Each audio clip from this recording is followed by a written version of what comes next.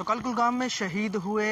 DSP Jammu Kashmir police के अमन ठाकुर को नम आंखों से विदाई दी गई और उनके पैतृक घर जो है क्योंकि वो डोडा के रहने वाले थे लेकिन उन्होंने घर जो है जम्मू के मढ़ इलाके में बनाया था, तो यहाँ पर उनको जो है मुखाग्नि दी गई और इसमें जो है उनके परिवार वाले और इलाके के साथ तमाम बड़े नेता और जितने भी पुलिस के अफसर थे वो रहे और गार्ड ऑफ ऑनर के द्वारा उनको है विदाई दी गई और सबने ये नारे लगाए कि पाकिस्तान मुर्दाबाद, भारत माता की जय, अमन ठाकुर अमर रहे हो।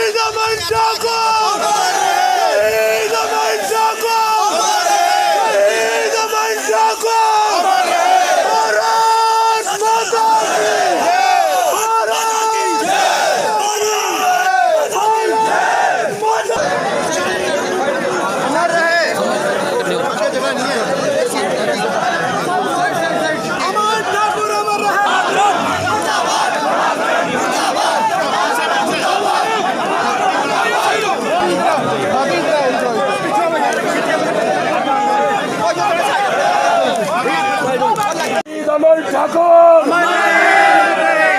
शहीद अमन ठाकुर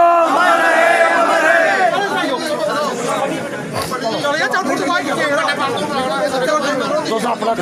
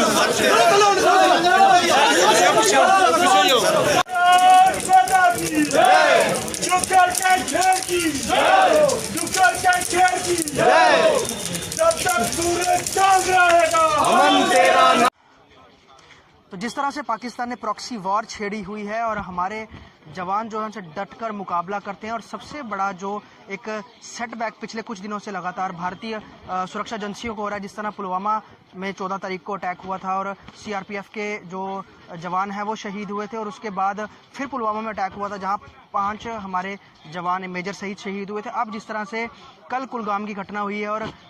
जो डीएसपी अमन ठाकुर हैं उनकी शहादत हुई है और उन्हीं के शहादत के बाद आज उनको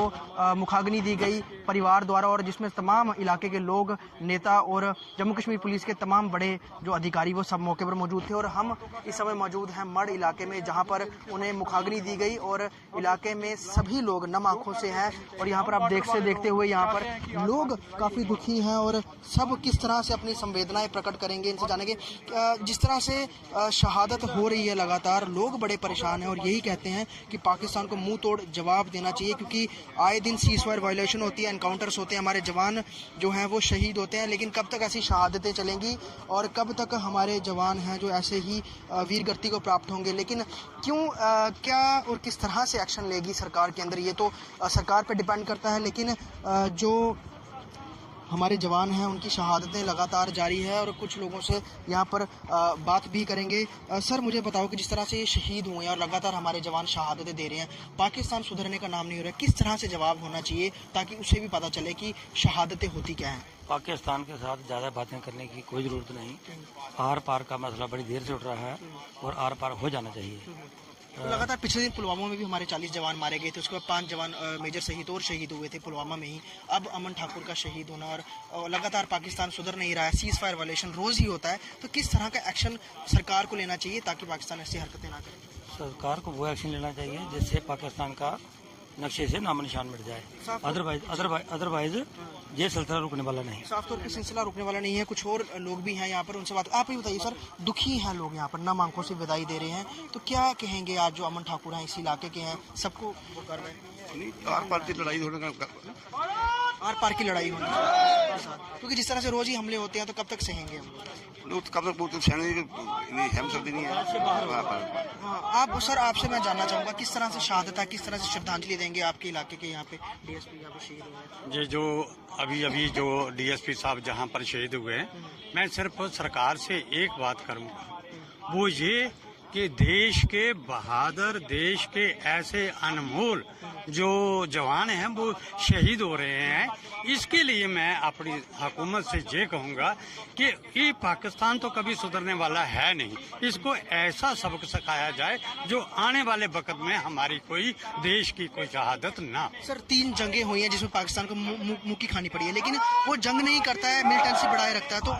इसके लिए भी हमारे देश की ही मैं समझता हूँ कि देश को खास से खास स्टेप लेने चाहिए, जिसके लिए वो पाकिस्तान जो कर रहा है उसको इसका जवाब मिलना चाहिए। तो साफ तौर पे ये अमन ठाकुर के जो इलाका है जहाँ वो रहते हैं उसके पास के लोग हैं, शहादत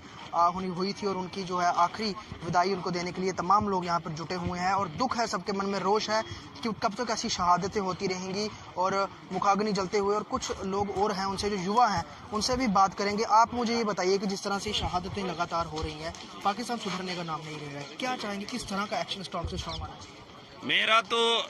हमारा जो आपको पता है कि आए दिन हमारे जम्मू कश्मीर के अंदर जो शहादतें हो रही हैं, तो ये मुझे लगता कि हमारा जो देश है पता नहीं किस मौके की तलाश में है। आए दिन हमारे जो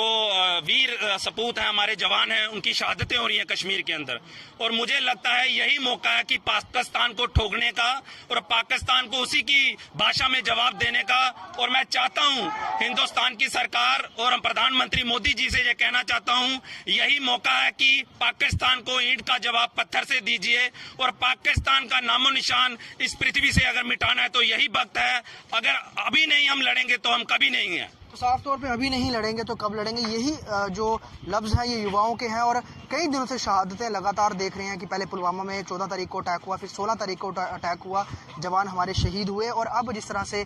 जम्मू के मढ़ इलाके के जो अमन ठाकुर जो थे डीएसपी, उनकी शहादत हुई है अपने साथी को बचाने के लिए जब वो गए और उन्हें भी वहाँ पर बुलेट इंजरी और उसके बाद वो वीरगति को प्राप्त हुए और अब नम आंखों से सबने उनको विदाई दी है। लेकिन कब ये शहादतें रुकेंगी, सबसे बड़ा ये सवाल है। और भारतीय जो सरकार है किस तरह से एक्शन लेके पाकिस्तान को जवाब देती है, सबसे बड़ा अब यही मसला होगा जो देखने में सामने आएगा। जम्मू से ख्वाहिश पटेल की रिपोर्ट।